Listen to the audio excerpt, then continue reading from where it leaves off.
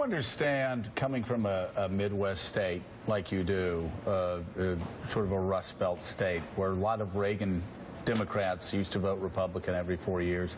Do you understand why Joe Biden would face up better against, say, a Donald Trump or a Jeb Bush? I'm not asking you to knock Hillary at all. That's not the intent. And so let's just say that beforehand so people don't retch these words from their proper context.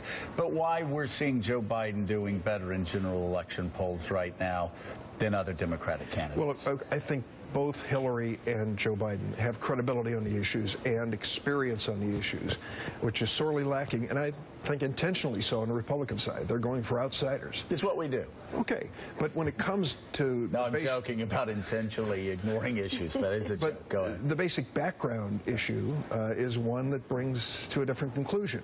Joe's had his bumps in the road and his races for president and questions about whether he was misquoting people and such, but Hillary has a long history of controversy, and I think that turns some people off. I think most of it has been manufactured by her critics and enemies, and I think at this point that she still brings the strongest candidacy for president.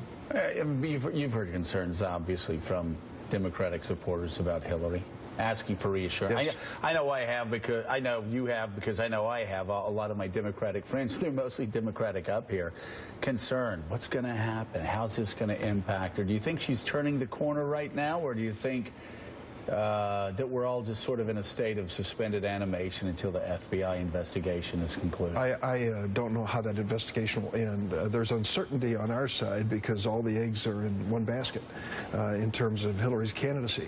And Bernie, of course, Bernie Sanders, my colleague, an appealing fella. I've heard every one of his speeches at my Senate Democratic lunches for the last how many years?